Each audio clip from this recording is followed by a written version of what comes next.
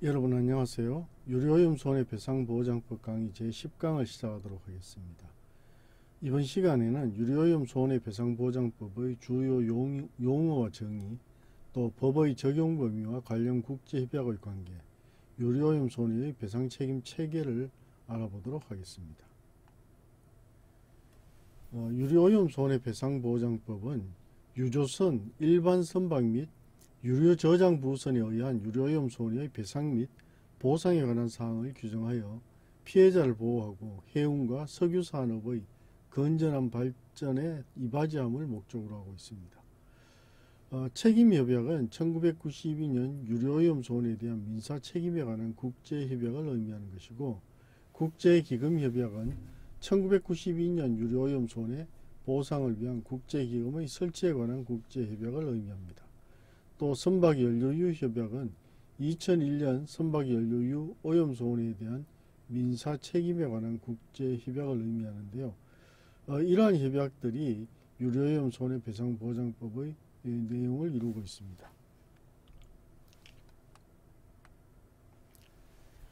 다음은 주요 용어에 대한 정의에 대하여 알아보겠습니다. 이 법에서 유조선이라 함은 산정유류를 화물로 싣고 운송하기 위하여 건조되거나 개조된 모든 형태의 항해선을 말합니다. 유류 및 다른 화물을 운송할 수 있는 선박이 산적 유류를 화물로 싣고 운송하는 경우, 또는 선박에 그 산적 유류의 잔류물이 있는 경우에도 유조선으로 봅니다. 또 일반 선박은 유조선과 유류 저장 부선을 제외한 모든 선박을 말합니다. 한편 유류 저장 부선은 선박안전법 제2조 제1호에 따른 부유식 해상 구조물로서 유류를 저장하는 선박을 말합니다.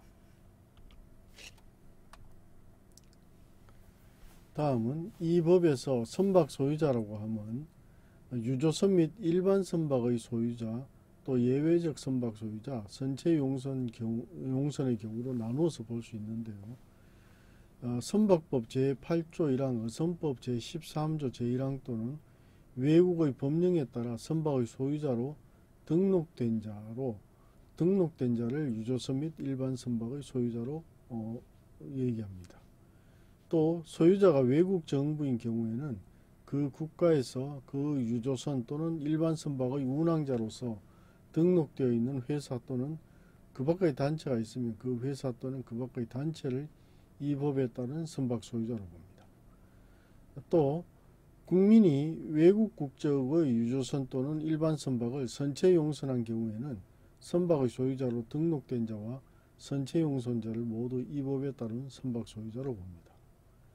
유류 저장 부선의 소유자라 함은 유류 저장 부선의 소유자 또는 임차인을 의미합니다. 다음은 이 법에서 유류로 함은 선박에 화물로서 운송되거나 선용유로서 사용되는 원유, 중유 및 윤활유 등 지속성 탄화 수소 광물성유로서 대통령령으로 정하는 것을 말합니다. 이때 대통령령으로 정하는 유류는 원유, 중유, 선용연료유, 윤활유, 기타 탄화 수소유로 규정이 되어 있는데요. 또 연료유라 함은 윤활유를 포함하여 선박의 운항이나 추진을 위하여 사용되거나 사용될 수 있는 탄화수소 광물유를 말합니다. 이 법에서 총톤수라 함은 국제항해에 종사하는 선박의 경우에는 선박법 제3조 제1항 제1호에 따른 국제 총톤수를 말하고, 그 밖의 경우에는 같은 항 제2호에 따른 총톤수를 말합니다. 다음은 유료오염 손해의 정의에 대하여 알아보겠습니다. 유료오염 손해란 유조선, 일반 선박 및 유류 저장 부선에 의한 다음의 손해 또는 비용을 말합니다. 첫째, 오염으로 인한 손실 또는 손해인데요. 유출 또는 배출된 장소와 관계없이 선박으로부터 유류가 유출 또는 배출되어 발생된 오염에 의하여 선박 외부에서 발생한 손실 또는 손해를 의미합니다. 환경손상으로 인한 이익상실 외의 환경손상에 대한 손실 또는 손해는 그 회복을 위하여 취하였거나 취하여야 할 적절한 조치에 따르는 비용으로 한정합니다. 또 방제조치 비용도 유류오염 손해에 속하는데요. 사고가 발생한 후에 유류오염 손해를 방지하거나 경감하기 위하여 당사자 또는 제3자가 취한 모든 합리적 조치에 소요된 비용을 방제조치 비용이라고 합니다. 또 방제조치로 인한 추가적 손실 또는 손해도 유류오염 손해에 포함이 되는데요. 방제조치를 취하는 과정에서 발생한 추가적인 손실이나 손해를 의미합니다. 다음은 사고와 방제조치에 대한 개념을 알아보겠습니다. 유류오염 손해를 일으키거나 유류오염 손해를 일으킬 수 있는 중대하고 절박한 위험이 있는 사건 또는 원인이 같은 일련의 사건을 사고라고 합니다. 이러한 사고의 범위에는 실제로 유류오염 손해가 발생한 사건과 유류오염 손해가 발생할 위험이 있는 사건, 원인이 같은 일련의 연속된 사건을 모두 포함합니다. 또 방제조치라 함은 사고가 발생한 후에 유류오염 손해를 방지하거나 경감하기 위하여 당사자 또는 제3자가 취한 모든 합리적 조치를 말합니다. 이런 방제조치의 요건으로는 사고 발생 후에 취해져야 하고 유류오염 손해의 방지 또는 경감을 목적으로 해야 합니다. 또 당사자 또는 제3자에 의한 조치이면서 합리적인 조치일 것을 요건으로 합니다.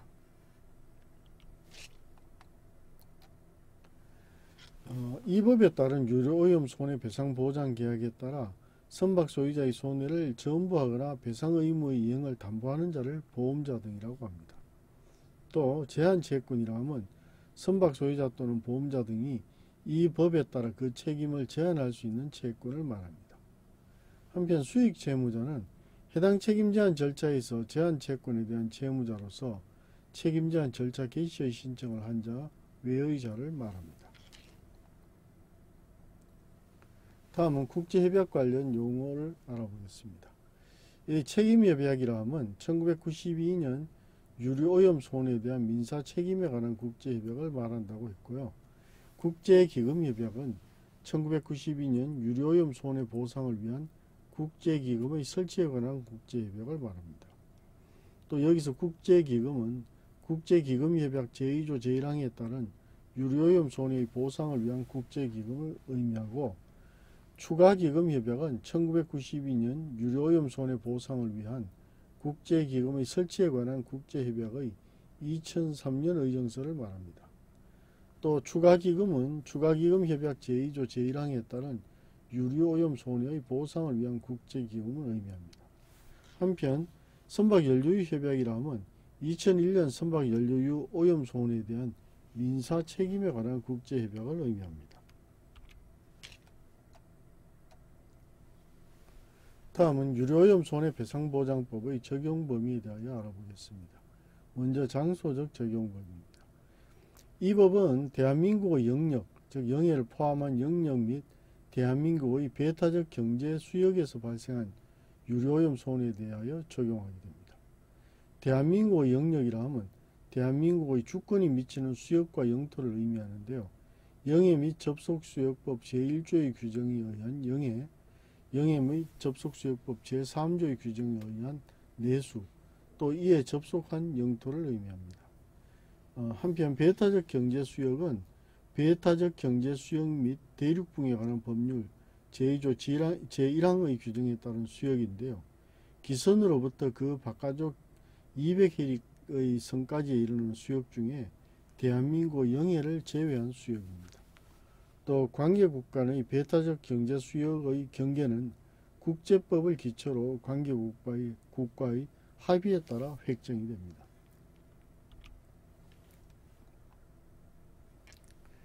대한민국의 영역 및 대한민국의 배타적 경제수역에서의 유류오염 손해를 방지하거나 경감하기 위한 방제조치에 대하여는 그 장소와 관계없이 이 법을 적용합니다.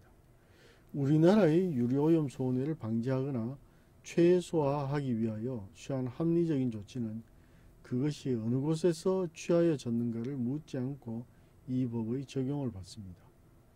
인접국의 영역 또는 배타적 경제수역, 공해상에서 발생한 유류오염 손해가 확산되는 등의 사유로 대한민국의 영역 및 배타적 경제 수역에서 유류오염 손해가 발생하였거나 발생할 개연성이 있을 경우에 적용이 되는데요. 방제조치 비용 또는 방제조치로 인한 추가적 손실 또는 손해로서 이 법에 따른 유류오염 손해의 배상 및 보상의 대상이 되는 유류오염 손해가 그 적용 대상이 됩니다. 다음은 유류오염 손해 관련 판례에 대하여 알아보겠습니다. 대법원 2000년 8월 22일 선고 99-9646 판결인데요. 상법 제748조 제3호의 적용을 받지 않는 산정유류를 화물로서 운송하는 선박 2배의 선박이 난파 등을 당하여 유출한 기름이 상법 제748조 제4호 소정의 선박 안에 있거나 있었던 기타의 물건에 해당하는 것은 그 문헌 자체의 해석에서 뿐만 아니라 상법 제748조 제4호 규정이 공익적인 목적을 달성하기 위하여 위와 같은 물건의 제거 등에 관한 채권에 대하여 선박 소유자가 책임을 제한하지 못한다고 한 점에 비추어 봐도 명백하다 이렇게 판시하였는데요. 이 판결은 유조선 이외의 선박에서 유출된 기름에 대한 책임 제한 여부에 관한 것으로 상법상 선박 소유자의 책임 제한 규정과 유류오염 손해배상보장법의 관계를 명확히 한 사례라고 하겠습니다. 다음은 대법원 2004년 4월 28일 선고 2001-36733 판결인데요. 1969년 유류오염 손해에 대한 민사책임에 관한 국제협약에서는 제1조 제6호에서 유류오염 손해를 유출 또는 배출의 발생 장소에서 관계없이 선박으로부터의 유류의 유출 또는 배출로 인한 오염에 의하여 유류를 운송하는 선박의 외부에서 발생한 손실 및 손해를 말하며 예방조치의 비용 및 예방조치에 의하여 야기 된 그 밖의 손실 및 손해를 포함한다고 정의하고 있으나 유류오염 손해의 배상 범위에 관하여는 따로 규정을 하지 않고 있다고 판시하였는데요. 위 조약상 유류오염 손해와 그 배상 범위에 관하여는 법정지 법인 우리나라의 일반 손해배상 법리에 따를 수밖에 없다 할 것인데 우리 민법은 제751조와 제752조에서 정신적 손해를 규정하고 있으나 위 조항에 열거된 사항에 한하지 않고 정신적 손해가 있는 경우에는 민법 제750조에 의하여 위자료 청구권이 발생한다고 보는 것이 일반적 법리이므로 위 협약 및 유류오염 손해배상보장법에 규정된 유류오염 손해를 경제적 재산상 손해에 제한하여 해석할 이유는 없다라고 판시하였습니다. 이 판결은 유류오염 손해의 범위에 정신적 손해인 위자료도 포함된다는 점을 명확히 한 사례로서 유류오염 손해배상보장법상 손해의 해석에 중요한 의미를 가진다고 보겠습니다. 다음은 선박의 톤수 측정에 대하여 알아보겠습니다. 이 선박 톤수는 선박의 크기 또는 유용 능력을 나타내기 위하여 사용되는 지표로서 선박의 크기나 적재 능력을 나타내거나 조세 부과의 기준 등으로 사용이 됩니다. 먼저 용적 톤수는 폐위된 장소의 합계 용적을 기초로 하여 선박 전체의 크기를 나타내는 총 톤수와 여객 또는 화물의 운송에 제공되는 장소의 합계 용적으로서 선박의 유용 능력을 나타내는 순톤수를 의미합니다. 또 중량 톤수는 여객 또는 화물을 만재한 상태에서 선박의 중량을 나타내는 만재 배수 톤수, 주로 화물의 적재 가능한 중량을 나타내는 재화 중량 톤수, 선박 자체의 중량을 나타내는 경하 배수 톤수 등이 있습니다. 또 국제 총 톤수는 1969년 선박 톤수 측정에 관한 국제협약 및 협약의 부속소에 따라 주로 국제항해에 종사하는 선박에 대하여 그 크기를 나타내기 위하여 사용되는 지표입니다. 이 법은 유류오염 손해로 인한 선박 소유자의 책임을 일정한 한도로 제한하고 있으며 이때 책임 제한을 선박의 총 톤수를 기준으로 규정하고 있습니다. 총 톤수는 국제항해에 종사하는 선박은 선박법 제3조 제1항 제1호에 따른 국제 총 톤수를 의미하고 그 밖의 선박의 경우에는 선박법 제3조 제1항 제2호에 따른 총톤수를 적용하게 됩니다. 1969년 선박 톤수 측정에 관한 국제협약은 선박의 톤수 측정에 관한 국제적 통일성을 확보하기 위해 제정되었는데요. 선박의 톤수는 안전규칙의 적용 기준으로 되고 각종 과세, 수수료 등의 징수 기준이 되는 등 해사 제도 전반에 넓게 사용되므로 법령의 공평한 적용을 확보하기 위하여 국가의 책임으로 톤수를 측정하는 것이 세계적인 관행입니다. 이 유료오염 손해배상보호장법의 체계는 다음과 같이 볼 수 있습니다. 첫째, 목적 규정, 둘째, 정의 규정, 셋째, 적용 범위, 넷째, 책임 규정, 다섯째, 보상 규정으로 구성이 되어 있는데요. 먼저 목적 규정은 유료오염 손해의 배상 및 보상에 관한 사항을 규정하여 피해자를 보호하고 해운과 석유산업의 건전한 발전에 이바지함을 입법 목적으로 하고 있습니다. 또 정의 규정에서는 유조선, 일반 선박, 유류 저장 부선, 선박 소유자, 유류, 연료유, 유료오염 손해, 사고, 방제 조치 등 이 법에서 사용되는 주요 용어에 대한 정의를 규정하고 있습니다. 또 적용 범위에서는 대한민국의 영역 및 배타적 경제 수역에서 발생한 유류오염 손해에 적용이 된다고 규정을 하고 있고요. 책임 규정은 선박 소유자의 책임 제한, 강제보험, 직접 청구권 등에 관한 규정을 두고 있습니다. 또 보상 규정에서는 국제기금에 의한 보상, 추가기금에 의한 보상 등을 규정하고 있는데요. 이와 같은 그 법의 체계를 가지고 선박 소유자의 책임 또 추가 보상에 대한 규정을 하고 있습니다.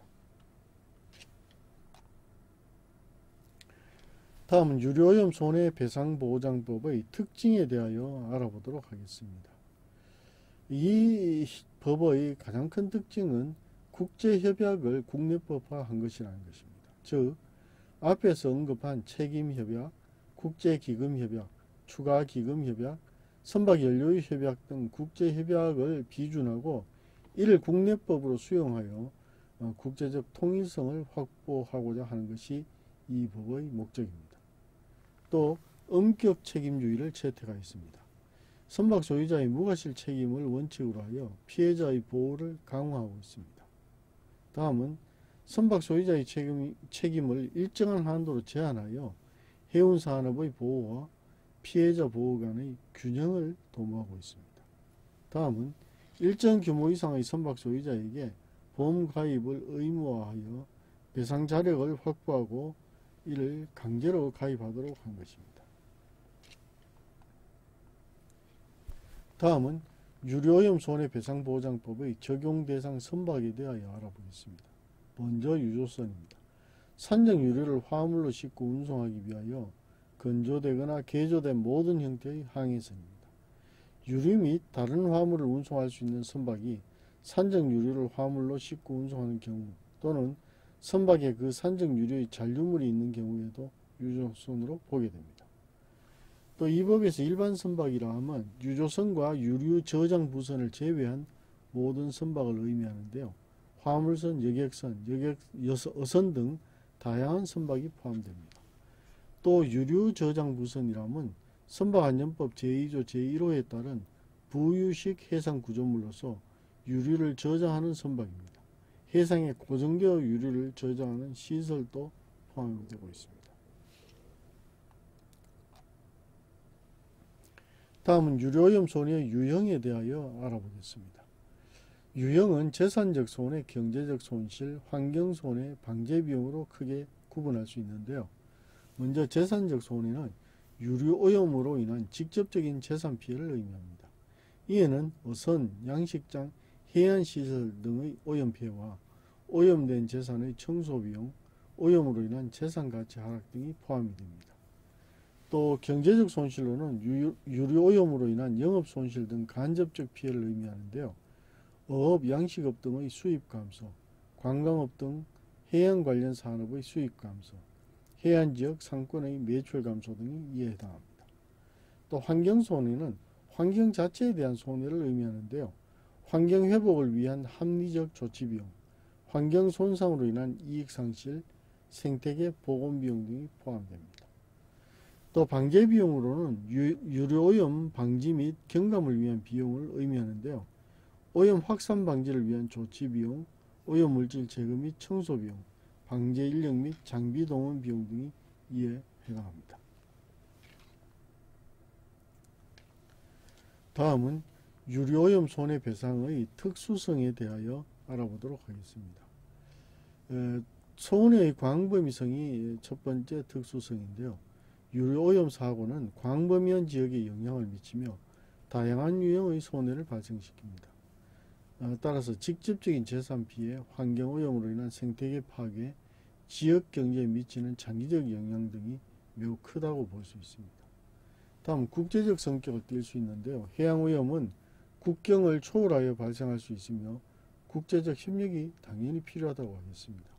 선박의 국적과 피해 발생 국가가 다를 수가 있고 국제협약에 따른 통일적 해결 필요성이 있다는 점에서 국제적 성격이 매우 중요하다 이렇게 볼 수 있겠습니다. 또 피해자의 다수성도 하나의 특수성인데요. 하나의 사고로 다수의 피해자가 발생하며 이들의 이해관계가 상충될 수 있습니다. 그래서 어민, 양식업자, 관광업자 등 다양한 이해관계자가 있고 지방자치단체, 국가 등 공공기관도 관련이 됩니다. 다음 손해 산정이 어렵다는 겁니다. 환경손해 등 비시장적 가치의 산정이 어려운데요. 환경 자체의 가치 평가나 장기적 영향의 예측 및 평가, 생태계 회복 비용의 산정 등 이런 모든 것이 산정하기에 매우 어렵다 이렇게 볼 수 있겠습니다. 다음은 유료오염 손해배상보장법을 적용한 사례에 대하여 알아보겠습니다.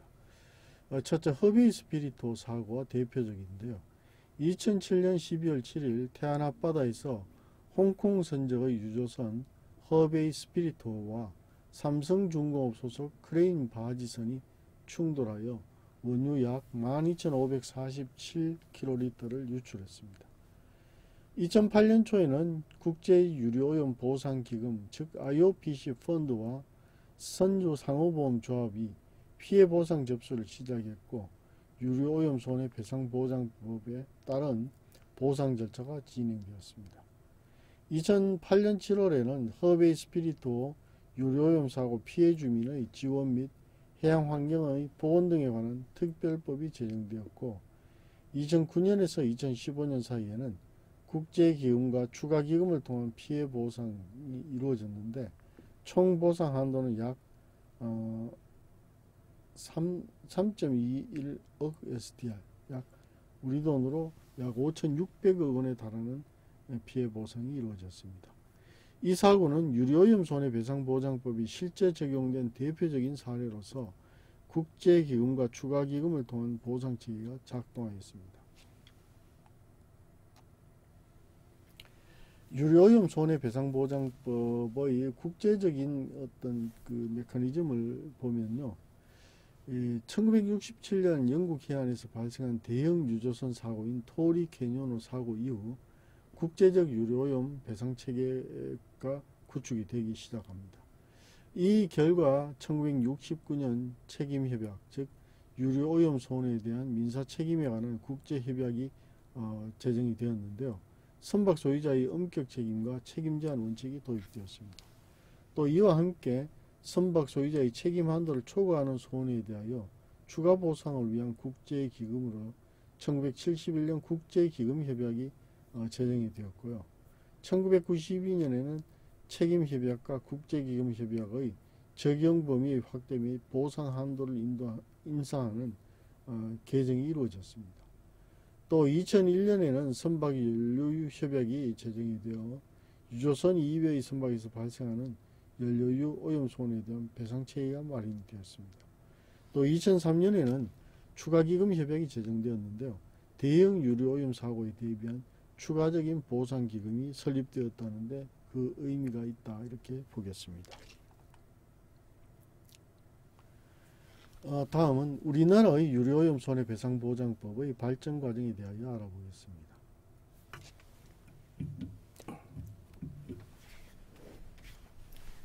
유료오염 손해배상보장법은 1992년에 제정이 되었는데요. 이때 1969년 책임협약과 1971년 국제기금협약을 국내법으로 수용한 것입니다.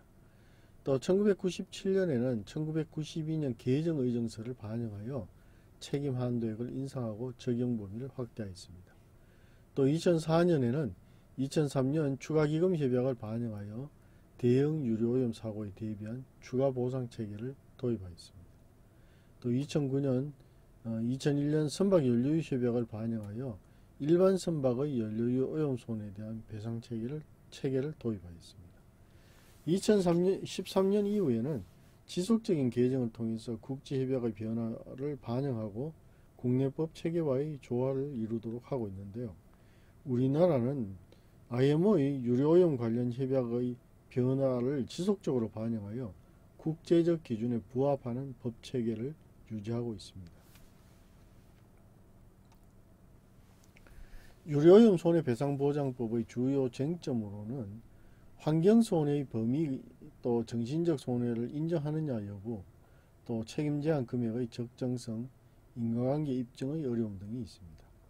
먼저 환경손해의 범위는 환경 자체에 대한 손해를 어디까지 인정할 것인가의 문제인데요. 현행법은 환경손상으로 인한 이익상실 외의 환경손상에 대한 손실 또는 손해는 그 회복을 위하여 취하였거나 취하여야 할 적절한 조치에 따르는 비용으로 한정하고 있습니다.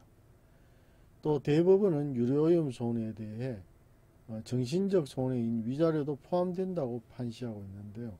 실무상 정신적 손해의 인정 범위와 산정 기준에 대한 논란이 있습니다.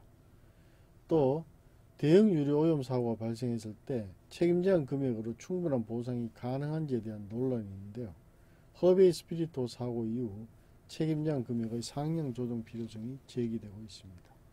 또 유료오염과 손해 사이의 인과관계 입증이 어려운 경우가 많은데요. 특히 장기적인 환경 영향이나 간접적 경제적 손실의 경우 인과관계 입증이 더욱 어렵다고 보겠습니다. 이번 시간 강의는 다음과 같이 요약할 수 있겠습니다.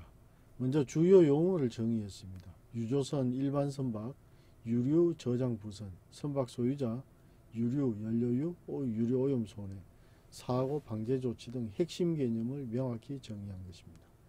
또 대한민국의 영역 및 배타적 경제 수역에서 발생한 유료오염 손해에 적용하며 방제 조치에 대해서는 장소적 제한 없이 적용한다는 적용 범위에 대한 내용을 알아보았고요. 또 책임협약, 국제기금협약, 추가기금협약, 선박연료협약 등 국제협약을 국내법화하여 국제적 통일성을 확보하였다는 국제협약과의 관계에 대하여도 알아보았습니다. 또 배상책임체계는 선박 소유자의 엄격 책임과 책임제한, 강제보험제도, 국제기금 및 추가기금을 통한 보상 등 다층적 배상체계를 구축하였다는 점을 알아보았습니다. 유료오염 손해배상보장법은 해양환경보호와 피해자 구제를 위한 특별법으로서 국제적 기준에 부합하는 배상체계를 통해 유료오염 사고로 인한 피해를 효과적으로 배상하고 보상하는 법적 기반을 제공하였다는 데 그 의미가 있다, 이렇게 보겠습니다. 이상 강의를 마치도록 하겠습니다.